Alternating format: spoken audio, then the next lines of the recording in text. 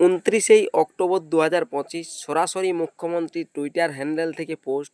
মানুষের পাশে সরাসরি মুখ্যমন্ত্রী হেল্পলাইনে যোগাযোগ করে বার্ধক্য ভাতা পেলেন কোচবিহার জেলার বাসিন্দা শেখ সলিমুদ্দিন। তার অভিজ্ঞতা শোনালেন, মতামত জানালেন। তাহলে কি এখনও এই সরাসরি মুখ্যমন্ত্রীতে ফোন যারা করেছেন তাদের আস্তে আস্তে স্ট্যাটাস পরিবর্তন আসছে, কাজগুলো হয়ে যাচ্ছে? দেখুন আরেকটি পোস্ট। সরাসরি মুখ্যমন্ত্রী হেল্পলাইনে যোগাযোগ করে ছেলের কাস্ট সার্টিফিকেট পেলেন পূর্ব বর্ধমান জেলার বাসিন্দা তাপস দত্ত। তিনি তার অভিজ্ঞতার কথা জানালেন।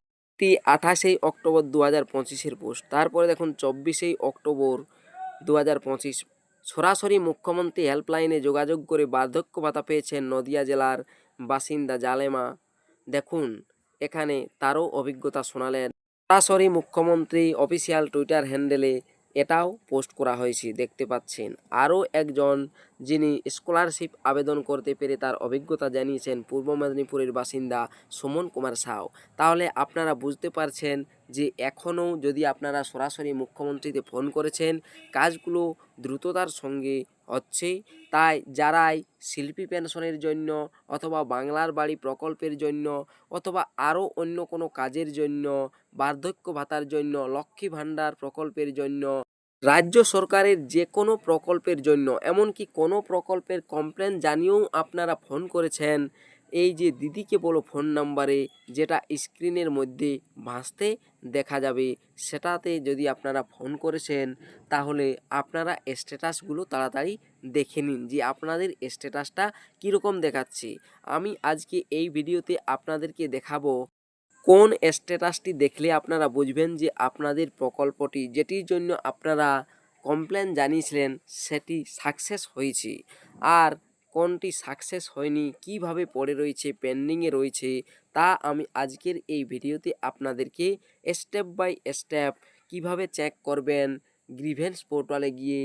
যদি আপনি সরাসরি মুখ্যমন্ত্রী অর্থাৎ দিদিকে বলো ফোন নম্বরে ফোন করেছেন, স্ট্যাটাস কিভাবে চেক করবেন তার স্টেপ বাই স্টেপ পদ্ধতিটি দেখাচ্ছি। এর জন্য ভিডিওটি অবশ্যই সম্পূর্ণ করুন, আর চ্যানেলে নতুন হয়ে থাকলে চ্যানেলটিকে সাবস্ক্রাইব করে রাখবেন, পাশে থাকা বেল আইকনটি অল করে দিবেন যাতে পরবর্তী নতুন ভিডিও নোটিফিকেশন পেয়ে যান। আর যারা চ্যানেলটিকে সাবস্ক্রাইব করে রেখেছেন তাদেরকে অসংখ্য ধন্যবাদ। চলুন প্রথমে গুগলে চলে যাবেন, গিয়ে পরে সার্চ করবেন CMO গ্রিভেন্স পোর্টাল লিখে। এই লেখাটি লেখার পর লেখাটিতে সার্চ দিবেন। সার্চ দিতেই চলে আসবে cmo.wb.gov.in অফিসিয়াল ওয়েবসাইটের লিঙ্ক। এই লিঙ্কটিতে ক্লিক করবেন। এই লিঙ্কে ক্লিক করতেই পরবর্তী পেজটি চলে আসবে, অর্থাৎ CMO অর্থাৎ গ্রিভেন্স পোর্টালের যে অফিসিয়াল ওয়েবসাইটটি, সেই ওয়েবসাইটটি দেখতে পাবেন। এই অফিসিয়াল ওয়েবসাইটে এসে কোন অপশান থেকে আপনি চেক করবেন যে আপনার আবেদনটি সম্পূর্ণ হয়েছে কিনা বা কিভাবে রয়েছে, তাই আমি এই ভিডিওতে দেখাচ্ছি। প্রথমে দেখুন একটি হোম আইকন রয়েছে, তারপরে আওয়ার ভিজন, তারপরে 3 নম্বর অপশান নো ইউর গ্রিভেন্স, এই দিয়ে আমি মার্ক করে দেখিয়ে দিচ্ছি। নো ইউর গ্রিভেন্স এই লেখাটিতে ক্লিক করবেন।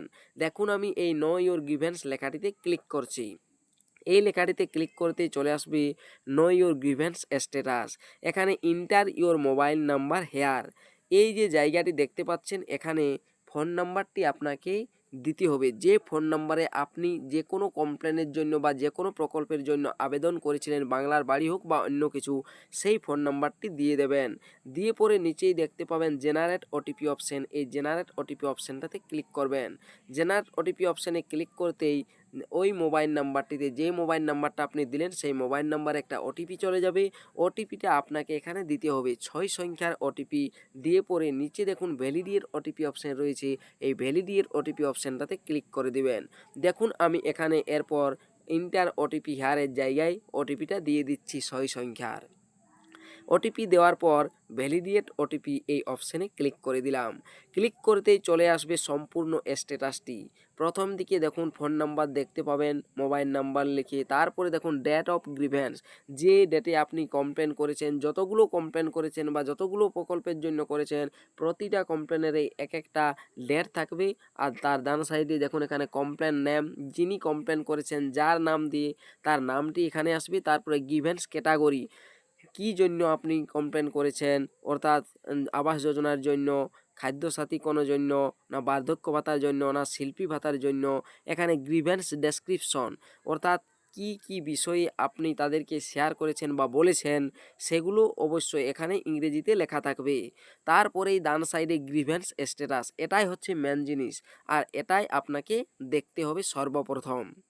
দেখুন এখানে লেখা রয়েছে dispose matter taken up for resolution beyond 90 days, অর্থাৎ এটি ডিসপোজ হয়ে আছে আর এটি কোনো সমাধান হয়নি।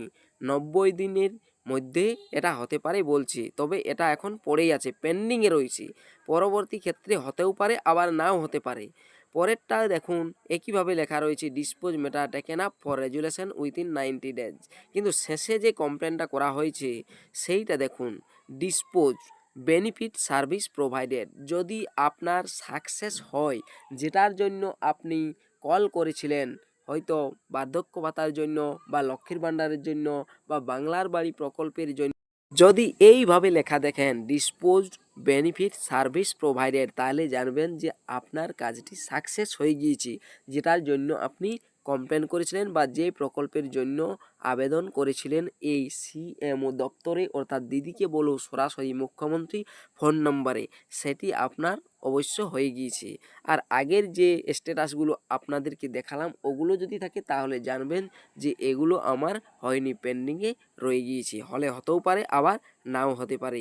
ভিডিওটি শেষ পর্যন্ত দেখার জন্য অসংখ্য ধন্যবাদ। চ্যানেলে নতুন হয়ে থাকলে চ্যানেলটিকে অবশ্যই সাবস্ক্রাইব করে রাখবেন।